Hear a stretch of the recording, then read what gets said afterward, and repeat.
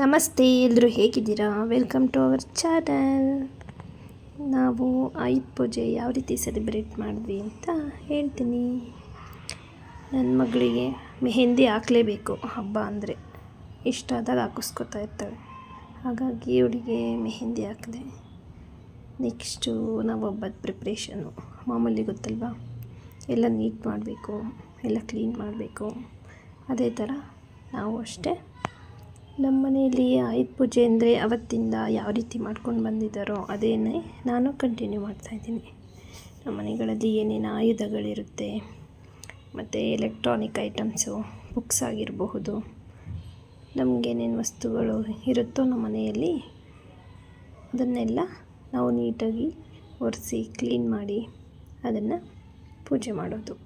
ಅದೇ ಥರ ನಾನು ಅಷ್ಟೇ ಕ್ಲೀನಾಗಿ ಪೂಜೆ ಮಾಡಿದೆ. ಮತ್ತು ಏನಂದರೆ ಪಿತೃಪಕ್ಷ ಬೇರೆ ಇತ್ತು. ಬಟ್ ಪಿತೃಪಕ್ಷ ಮಾಡೋಣ ಅಂತ ಅಂದ್ಕೊಳ್ಳೋ ಅಷ್ಟರಲ್ಲಿ ನಮಗೆ ಒಂದು ಸೂತಕ ಬಂದಿತ್ತು.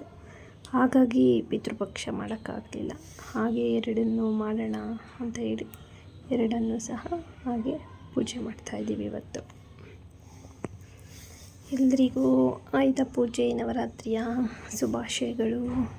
ಹ್ಯಾಪಿ ನವರಾತ್ರಿ, ಹ್ಯಾಪಿ ಆಯುಧ ಪೂಜಾ. ಒಬ್ಬಳೇ ಅಂದರೆ ಮಾಡೋಕ್ಕಾಗಿಲ್ಲ. ಹಾಗಾಗಿ ನನ್ನ ಹಸ್ಬೆಂಡು, ನನ್ನ ಮಗಳು ಅಷ್ಟೇ, ಅವ್ರಿಗೇನಾಗುತ್ತೋ ಅವ್ರು ಅದನ್ನೇ ಹೆಲ್ಪ್ ಮಾಡಿದರು. ನಾನೇನಾಗುತ್ತೋ ನಾನೆಲ್ಲ ಮಾಡಿದೆ.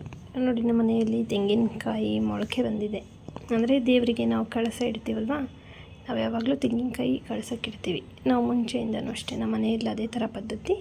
ಹಾಗಾಗಿ ನಾನು ಅದೇ ಥರ ಇಡ್ತೀನಿ. ಕೆಲವ್ರ ಮನೆಯಲ್ಲಿ ನನ್ನ ಫ್ರೆಂಡ್ಸೇ ಹೇಳಿದ್ದಾರೆ, ಇಲ್ಲ ನಮ್ಗೆ ಆ ಥರ ಪದ್ಧತಿ ಇಲ್ಲ ಅಂತ.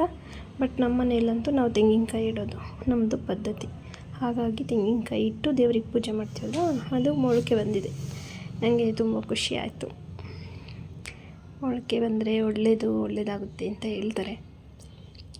ನಮಗೂ ದೇವರ ಆಶೀರ್ವಾದ ಮಾಡಿ ಒಳ್ಳೇದು ಮಾಡಲಿ ಅಂತ ಅಂದ್ಕೋತೀನಿ. ನೆಕ್ಸ್ಟು ದೇವರ ಸಾಮಾನು ಅಷ್ಟೇ.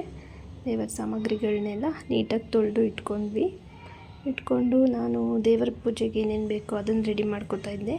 ನನ್ನ ಹಸ್ಬೆಂಡು ಮತ್ತು ನನ್ನ ಮಗಳು ಏನೇನಿರುತ್ತೋ ಮನೆಯಲ್ಲಿ ಆಯುಧಗಳು, ಮಚ್ಚು, ಕುಡ್ಲು, ಚಾಕು, ಕತ್ರಿಗಳಾಗಿರಬಹುದು, ಬುಕ್ಸು, ನಮ್ಮ ಮನೆಯವ್ರದ್ದು ಲ್ಯಾಪ್ಟಾಪ್ಸು. ನಾನು ಕೂಡ ಮೇಕಪ್ ಆರ್ಟಿಸ್ಟ್.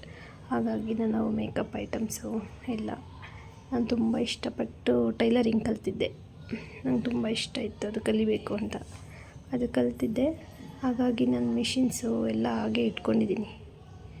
ಸ್ಟಿಚಿಂಗ್ ಮಾಡೋದು ಸ್ವಲ್ಪ ಕಡಿಮೆನೇ, ಬಟ್ ನನಗೊಂಥರ ಇಷ್ಟ, ಅದಕ್ಕೆ ಅದನ್ನೆಲ್ಲ ಇಟ್ಕೊಂಡಿದ್ದೀನಿ. ನನ್ನ ಮೇಕಪ್ ಐಟಮ್ಸ್ಗೆಲ್ಲದಕ್ಕೂ, ಕೆಲವೊಂದು ಎಲೆಕ್ಟ್ರಿಕ್ ಐಟಮ್ಸ್ಗೆಲ್ಲ ನನ್ನ ಮಗಳು, ನನ್ನ ಹಸ್ಬೆಂಡ್ ಎಲ್ಲ ಪೂಜೆ ಮಾಡಿ, ಆಚೆ ಎಲ್ಲ ಅವರು ಪೂಜೆ ಮಾಡಿದರು. ದೇವ್ರ ಮನೆ ಎಲ್ಲ ನೀಟಾಗಿ ನಾನು ನೀಟ್ ಮಾಡಿದೆ. ನಮ್ಮ ಮನೆಗಳಲ್ಲಿ ಅದೇ ಥರ ಫ್ರಿಡ್ಜ್ ಇರ್ಬೋದು, ವಾಷಿಂಗ್ ಮಿಷಿನು, ಟಿ ವಿ, ಏನೇನು ಎಲೆಕ್ಟ್ರಿಕ್ ಐಟಮ್ಸು, ಮಿಕ್ಸಿ, ಅವಾಗೆಲ್ಲ ಮನೆಗಳಲ್ಲಿ ಅದೇ ಥರ ಮಾಡ್ತಾಯಿದ್ರು. ಮತ್ತು ಶಾರದಾಂಬೆ ಪೂಜೆಗೋಸ್ಕರ ನಾವೆಲ್ಲ ಓದ್ತಾ ಇದ್ವಿ ಅಲ್ವಾ, ಅದು ಒಂದೊಂದು ಬುಕ್ಸ್ ಎಲ್ಲ ಇಟ್ಟು ಪೂಜೆ ಮಾಡ್ತಿದ್ರು. ಅದೇ ಥರ ನಾನು ನನ್ನ ಮಗಳು ಬುಕ್ಸ್ ಎಲ್ಲ ಇಟ್ಟು ನಾನು ಪೂಜೆ ಮಾಡಿದೆ. ಮತ್ತು ಸ್ವಿಚ್ ಬೋರ್ಡು ಅದೆಲ್ಲ ಪೂಜೆ ಮಾಡ್ತಿದ್ವಿ. ಬಟ್ ನನ್ನ ಹಸ್ಬೆಂಡು ಇದನ್ನೆಲ್ಲ ಯಾರಾದರೂ ಪೂಜೆ ಮಾಡ್ತಾರಾ ಅಂತಿದ್ರು. ಎಲ್ಲ ಮಾಡ್ತಾರೆ ಅಂತ ಹೇಳ್ತಾ ಇದ್ದೆ. ನಮಗೇನು ಗೊತ್ತಿದೆಯೋ, ನಮ್ಮ ಹಿರಿಯರು ಏನು ಹೇಳ್ಕೊಟ್ಟಿದ್ದೀರೋ ಅದನ್ನೇ ಕಂಟಿನ್ಯೂ ಮಾಡ್ತಾಯಿದ್ದೆ. ಸೇಮ್ ಅದೇ ಥರ ನಾವು ಪೂಜೆ ಮಾಡಿದ್ವಿ. ಮತ್ತು ಪಿತೃಪಕ್ಷ ಮಾಡೋಕ್ಕಾಗಿರಲಿಲ್ಲ ಅಲ್ವಾ, ಮತ್ತು ಅದು ಬಿಡಬಾರ್ದಲ್ವ ಹಿರಿಯರ ಪೂಜೆ. ಹಾಗಾಗಿ ನಮಗೆ ಎಷ್ಟಾಗುತ್ತೋ ಅಷ್ಟು ಹಿರಿಯರ ಪೂಜೆನೂ ಅಷ್ಟೇ ಮಾಡಿದ್ವಿ. ಹಿರಿಯರ ಪೂಜೆ ಮಾಡಿ ಅವರ ಆಶೀರ್ವಾದ ತಗೊಂಡು, ದೇವರ ಆಶೀರ್ವಾದ ತಗೊಂಡು ಹಬ್ಬನ ಮಾಡಿದ್ವಿ. ಹಿಂದೂಗಳು ಏನೇ ಹಬ್ಬ ಆದರೂ ಅಷ್ಟೇ ಯಾವುದನ್ನು ಬಿಡಲ್ಲ. ಪ್ರತಿಯೊಂದು ಹಬ್ಬಕ್ಕೂ ಒಂದೊಂದು ಅರ್ಥಗಳಿವೆ. ಹಿಂದೆಯಿಂದ ನಡ್ಕೊಂಡು ಬಂದಿರುವಂತಹ ಪದ್ಧತಿಗಳಿವೆ. ಮುಂಚೆಯಿಂದನೂ ಅಷ್ಟೇ, ಏನು ಹೊಸದಲ್ಲ. ಪ್ರತಿಯೊಂದು ಹಬ್ಬಕ್ಕೂ ಒಂದೊಂದು ಅದರದ್ದೇ ಆದಂಥ ರೀತಿ ನೀತಿಗಳಿರುತ್ತೆ.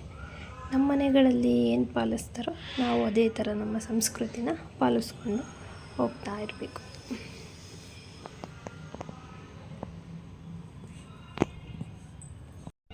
ನಮ್ಮ ಪದ್ಧತಿಯಲ್ಲಿ ಎಷ್ಟು ಚೆನ್ನಾಗಿರುತ್ತೆ ಅಲ್ವಾ. ಪ್ರತಿಯೊಂದಕ್ಕೂ ಒಂದೊಂದು ಅರ್ಥಗಳಿದೆ, ಒಂದು ನೀತಿಗಳಿದೆ, ಒಂದು ಹಬ್ಬಕ್ಕೂ ಅದರದ್ದೇ ಆದ ಹೆಸರಿರುತ್ತೆ. ಈಗ ಆಯುಧ ಪೂಜೆ ಅಂದರೆ ಆಯುಧಗಳಿಗೆಲ್ಲ ಪೂಜೆ ಮಾಡೋದು ಒಂದು ಪದ್ಧತಿ. ಹಿಂದೂ ಸಂಪ್ರದಾಯ ಎಷ್ಟು ಚೆನ್ನಾಗಿರುತ್ತಲ್ವ. ನಾವು ಏನು ಮಾಡ್ತೀವೋ ನಮ್ಮ ಮಕ್ಕಳು ಅದೇ ಕಲಿತಾರೆ. ಆದರೆ ಅದನ್ನು ಪೂಜೆ ಮಾಡೋದ್ರಿಂದನೂ ಒಳ್ಳೆಯದಾಗುತ್ತೆ ಅಲ್ವಾ. ಏನೂ ತೊಂದರೆ ಆಗದೆ ಇರೋ ರೀತಿ ಅದರಿಂದ ಒಳ್ಳೆಯದಾಗಲಿ ಅಂತಲೂ ಬೇಡ್ಕೊಳ್ಳೋದಿರ್ಬೋದು. ಚೆನ್ನಾಗಿರುತ್ತೆ ಎಲ್ಲ.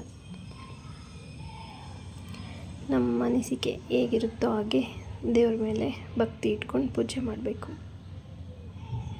ಇಷ್ಟಾಯಿತು, ಎಲ್ಲ ಪೂಜೆ ಎಲ್ಲ ಮಾಡಿದ್ವಿ. ನಾನು ಜಾಸ್ತಿ ಅಡುಗೆ ಊಟ ಎಲ್ಲ ಏನು ಮಾಡಿರಲಿಲ್ಲ, ಸ್ವಲ್ಪನೇ ಮಾಡಿದ್ದೆ. ಯಾಕಂದರೆ ನಾವು ಅದಕ್ಕೆ ಮುಂಚೆ ಊರಿಗೆ ಹೋಗಿದ್ವಿ. ಊರಲ್ಲಿ ಕೂಡ ಹಬ್ಬ ಇಟ್ಕೊಂಡಿದ್ವಿ, ಅಲ್ಲಿ ಪಿತೃಪಕ್ಷ. ಹಾಗಾಗಿ ಊರಲ್ಲಿ ಸಹ ಪಿತೃಪಕ್ಷ ಹಬ್ಬ ಎಲ್ಲ ಮಾಡಿ ಬಂದ್ವಿ. ಹಾಗಾಗಿ ಇಲ್ಲಿ ಸಿಂಪಲ್ಲಾಗಿ ಮಾಡೋಣ ಅಂತ ಹೇಳಿ ನಮ್ಮ ಮನೆಯಲ್ಲಿ ಸಹ ಸಿಂಪಲ್ಲಾಗಿ ಮಾಡಿದ್ವಿ.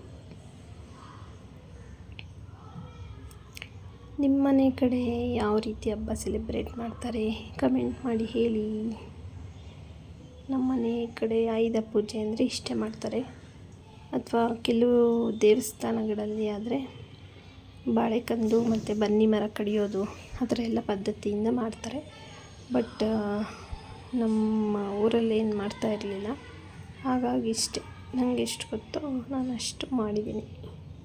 ಊರಿಗೆ ಹೋಗಬೇಕಿತ್ತು, ಊರಿಗೆ ಹೋಗಿ ನಮ್ಮದು ಜಮೀನಲ್ಲಿ ಬೋರ್ವೆಲ್ಲೆಲ್ಲ ಪೂಜೆ ಮಾಡಬೇಕಿತ್ತು. ಬಟ್ ಹೋಗೋಕ್ಕಾಗಿಲ್ಲ, ಪೂಜೆ ಇನ್ನೂ ಮಾಡಿಲ್ಲ, ಮಾಡಬೇಕು ಅಲ್ಲಿ ಹೋಗಿ. ನೆಕ್ಸ್ಟು ಅಲ್ಲಿಂದ ನಾವು ಬಂಡೆ ಮಹಾಕಾಳಿ ಟೆಂಪಲ್ಗೆ ಹೋಗಿದ್ವಿ. ಅಲ್ಲಿ ಚೆನ್ನಾಗಿತ್ತು. ಕಾಳಿ ಉತ್ಸವ ಅಂತ ತುಂಬ ಚೆನ್ನಾಗಿ ಮಾಡಿದರು. ಕಾಳಿ ಉತ್ಸವ ಎಲ್ಲ ನೋಡಿಕೊಂಡು ಅಲ್ಲೇ ಊಟ ಕೂಡ ಕೊಟ್ಟಿದ್ದರು. ಅಲ್ಲೇ ಊಟ ಎಲ್ಲ ಮಾಡಿ ನೆಕ್ಸ್ಟು ಅಣ್ಣಮ್ಮ ದೇವರಿಗೆ ಹೋಗಿದ್ವಿ. ಅಣ್ಣಮ್ಮ ದೇವರಿಗೆಲ್ಲ ಹೋಗಿ ದೇವರ ಪೂಜೆ ಎಲ್ಲ ಮಾಡಿಸ್ಕೊಂಡು ಬಂದ್ವಿ.